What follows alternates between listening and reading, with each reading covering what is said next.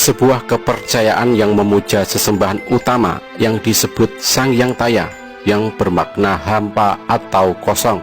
Orang Jawa atau Sunda wiwitan mendefinisikan Sang Hyang Taya dalam satu kalimat, tan kena kinaya ngapa, alias tidak bisa diapa-apakan keberadaannya. Untuk itu, supaya bisa disembah, Sang Hyang Taya mempribadi dalam nama dan sifat yang disebut tu atau to, yang bermakna daya gaib yang bersifat adi kodrati. Dalam bahasa Jawa kuno, Sunda kuno, juga Melayu kuno, kata taya artinya kosong atau hampa, namun bukan berarti tidak ada. Ini adalah istilah yang digunakan untuk mendefinisikan sesuatu yang tidak bisa didefinisikan. Tan kena kinaya ngapa, sesuatu yang tidak bisa dilihat, juga tidak bisa diangan-angan seperti apapun. Ia ada tetapi tidak ada. Dalam sistem ajaran Kapitayan yang begitu sederhana waktu itu, Sang Hyang Taya tidak bisa dikenali kecuali ketika muncul dalam bentuk kekuatan gaib yang disebut tu. Tu adalah bahasan kuno yang artinya benang atau tali yang menjulur. Tu inilah yang dianggap sebagai kemungkinan pribadi Sang Hyang Taya. Tu kemudian diketahui mempunyai sifat utama, yaitu sifat baik atau positif, dan sifat tidak baik atau negatif. Yang baik bersifat terang dan yang tidak baik begitu gelap, namun dalam satu kesatuan. Tu yang baik disebut Tuhan, dan tu yang tidak baik disebut hantu.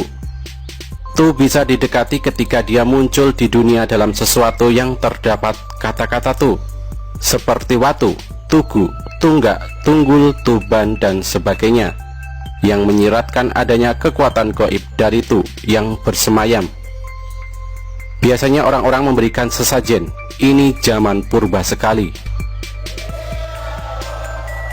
Memang Kapitayan ini diadopsi oleh Wali Songo untuk menyebarkan Islam, karena selama 850 tahun Islam tidak bisa masuk pada kalangan pribumi yang mayoritas penganut Kapitayan.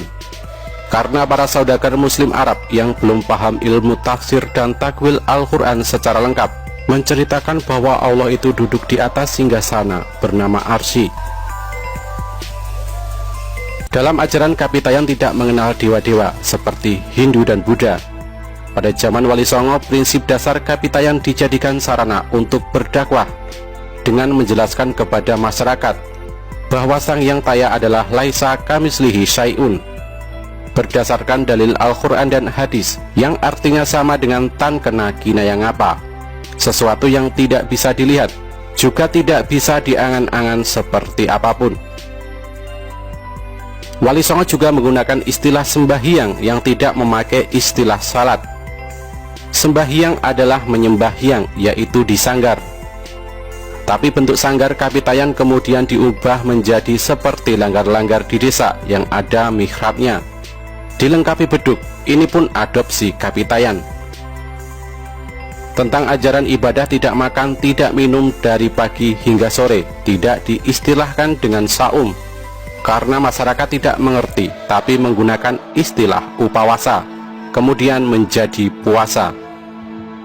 Orang-orang dahulu jika ingin masuk Islam cukup mengucapkan syahadat, setelah itu selamatan pakai tumpeng. Jadi Kapitayan selalu menyeleksi atas semua yang masuk. Jangan harap bisa diterima oleh Kapitayan bila ada agama yang Tuhannya berwujud seperti manusia, karena alam bawah sadar mayoritas masyarakat Nusantara akan menolak. Hindu pun ketika masuk ke Nusantara juga diseleksi. Ajaran Hindu yang paling banyak pengikutnya waktu itu adalah Vaisnava, yaitu pemuja Wisnu. Namun karena terdapat ajaran yang menyatakan bahwa Wisnu bisa muncul dalam sosok manusia, akhirnya ajaran itu habis tergusur. Digantikan ajaran Siwa yang berpandangan bahwa Tuhan tidak bisa mewujud sebagaimana manusia. Kata kejawen secara gramatika kebahasaan saja sudah salah. Dalam bahasa Jawa tidak ada kata kejawen.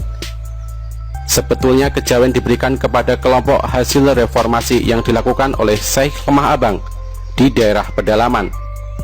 Reformasi dari masyarakat Kawulo yang artinya budak menjadi masyarakat merdeka, sehingga menimbulkan konflik dengan elit Kesultanan Demak. Syekh Lemah Abang atau Syekh Siti Jenar membentuk banyak sekali desa Lemah Abang, dari daerah Banten sampai daerah ujung timur Jawa. Para pengikut Syekh Lemah Abang umumnya menentang tradisi ritual dan fikih Kesultanan Demak. Dalam buku Negara Kertabumi disebutkan bahwa Syekh Lemah Abang pernah tinggal di Baghdad selama 17 tahun. Oleh karena itu, pemahaman dia terhadap sistem kekuasaan banyak terpengaruh oleh sistem kekuasaan di Baghdad. Syekh Lemah Abang sebetulnya kelahiran Persia atau Iran dan merupakan ulama sufi keturunan Nabi, Itrah Nubuwah. Ketika dia balik ke Nusantara, dia melihat realita Kesultanan Demak yang masih meneruskan pola kekuasaan Majapahit. Jika ada masyarakat yang akan menghadap sultan atau raja, diharuskan menyembah dahulu, yang oleh Syekh Lemah Abang dianggap tidak benar. Sebab ketika Syekh Lemah Abang menghadap sultan maupun raja, dia tetap dengan posisi berdiri, tidak menyembah. Dan sejak itu dia melarang masyarakat menyembah jika menghadap sultan.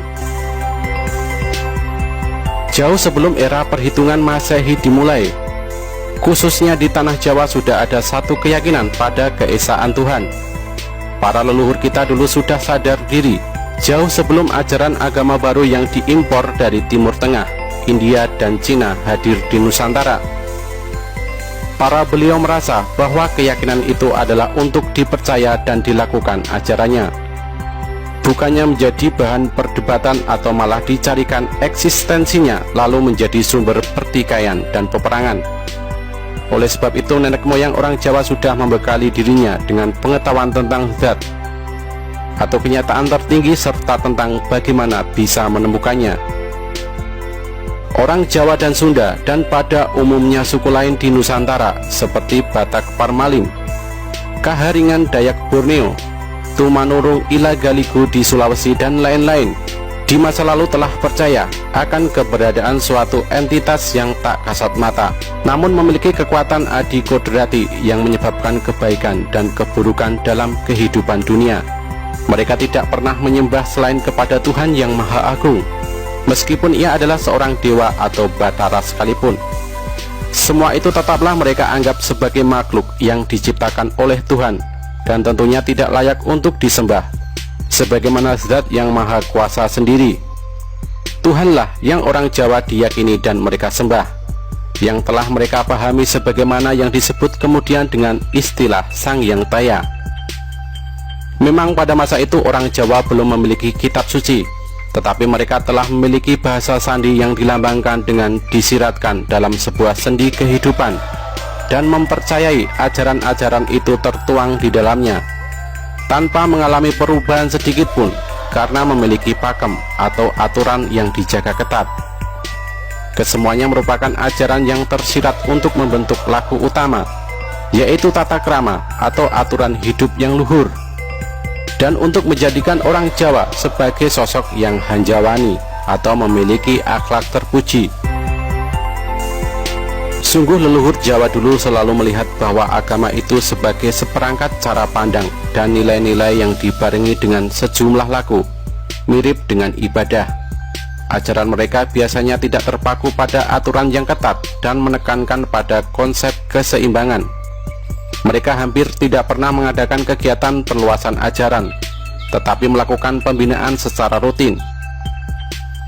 Simbol-simbol laku berupa perangkat adat asli Jawa seperti keris, wayang, pembacaan mantra, penggunaan bunga-bunga tertentu yang memiliki arti simbolik, dan sebagainya itu menampakkan kewengitan atau wibawa magis, bukan inti ajarannya.